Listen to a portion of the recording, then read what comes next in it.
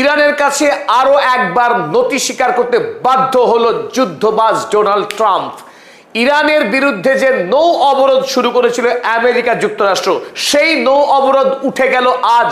এই মুহূর্তের সবচাইতে বড় খবর, 17 এপ্রিল সন্ধ্যাবেলায় ওমান উপসাগরে গত 4 দিন ধরে আমেরিকা যুক্তরাষ্ট্র যে অবরোধ চালাচ্ছিল, সেই অবরোধ আজ উঠে গেল। ইরান আমেরিকাকে শর্ত চাপিয়েছিল লেবাননে অবিলম্বে যুদ্ধবিরতি করতে হবে। কেবলমাত্র ইরানে আক্রমণ করা থামালেই আমেরিকার সঙ্গে ইরান শান্তি বৈঠকে বসবে না। দ্বিতীয় বৈঠকের আগেই ইরান আমেরিকা যুক্তরাষ্ট্রকে শর্ত চাপায়, ইসরায়েল যে লেবাননে হামলা চালাচ্ছে সেই হামলা বন্ধ করাতে হবে, নইলে ইরান কোনোভাবেই আমেরিকা যুক্তরাষ্ট্রের সঙ্গে দ্বিতীয় পর্যায়ের আলোচনায় বসবে না। সুতরাং তড়িঘড়ি কাল আমেরিকা যুক্তরাষ্ট্র বাধ্য হয় ইসরায়েলকে চাপ প্রয়োগ করতে, তারা যেন লেবাননে হামলা বন্ধ করে। লেবাননের উপরে যে গণহত্যা চালাচ্ছে ইসরায়েল, তার বিরুদ্ধে এই মুহূর্তে বিশ্বজোড়া প্রতিবাদ শুরু হয়েছে। তারপরেও আমেরিকা যুক্তরাষ্ট্র, যুদ্ধবাজ ডোনাল্ড ট্রাম্প রক্তপিপাসু বেঞ্জামিন নেতানিয়াহুর হাতকে শক্ত করছিল ধারাবাহিক অস্ত্র পাঠিয়ে। তাই ইরান যখন চাপ প্রয়োগ করলো আমেরিকা যুক্তরাষ্ট্রের উপর যে তারা অবিলম্বে লেবাননের উপরে আক্রমণ থামাক, নইলে ইরান কোনোভাবেই আমেরিকার কোনো প্রস্তাবেই সাড়া দেবে না। তাই আমরা দেখেছি গতকাল রাতে যখন ডোনাল্ড ট্রাম্প 10 দিনের জন্য লেবাননের যুদ্ধবিরতি ঘোষণা করলেন, আর এখান থেকে প্রমাণ হয় ইসরায়েল যে যুদ্ধ করছে মধ্যপ্রাচ্যে তার আসল মালিক আমেরিকা যুক্তরাষ্ট্র।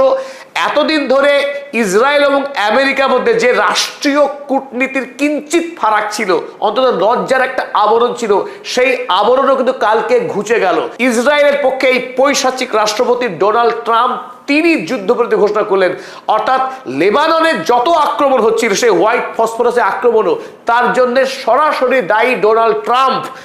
তিনি ঘোষণা করলেন যুদ্ধ, তিনি থামালেন এবং আমেরিকা যুক্তরাষ্ট্রের মুখোমুখি লেবাননের রাষ্ট্রপতি আউন এবং ইসরায়েল এই ফেরাউন, তাদের মধ্যে বৈঠক হবে আমেরিকা যুক্তরাষ্ট্রে ঘোষণা করেছে ডোনাল্ড ট্রাম্প। আর আজ তার প্রতিদান দিল ইরান।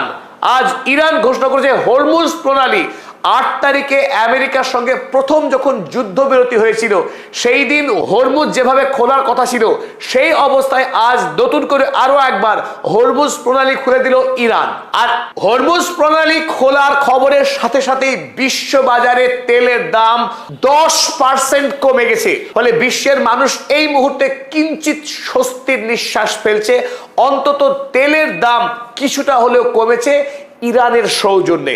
আব্বাস আরাগচি মাত্র 1.5 ঘন্টা আগে যে টুইট করলেন, সেই টুইটে তিনি জানালেন হরমুজ প্রণালী আন্তর্জাতিক সকল জাহাজের জন্য উন্মুক্ত হলো।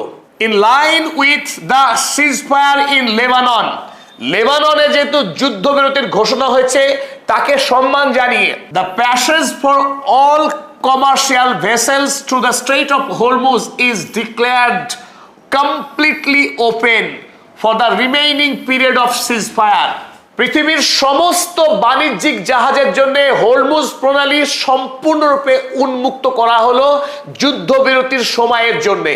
আমেরিকা যুক্তরাষ্ট্র কেবলমাত্র ইরানের সঙ্গে যে শান্তি বৈঠক করার চেষ্টা চালাচ্ছিল, সেই চেষ্টায় ইরান কোনোভাবেই সাড়া দেয়নি। তার কারণ ছিল লেবানন। লেবাননে যদি ইসরায়েল ধারাবাহিক আক্রমণ করে সেখানকার সাধারণ মানুষকে গণহত্যা চালায়, সেই পরিস্থিতিতে ইরানের সাথে আমেরিকার শান্তি বৈঠক চলতে পারে না।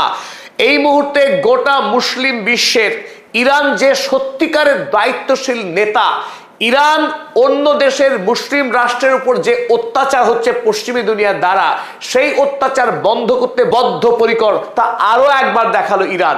গাজায় সাধারণ ফিলিস্তিনি জনতার উপরে যে পাশবিক আক্রমণ করছে ইসরায়েল, তার বিরুদ্ধে লড়াই করে আসছে ইরান। লেবাননে যে গণহত্যা চালাচ্ছে ইসরায়েল, তার বিরুদ্ধে সমানভাবে দায়বদ্ধ ইরান। তাই লেবাননে যতক্ষণ পর্যন্ত শান্তি প্রতিষ্ঠা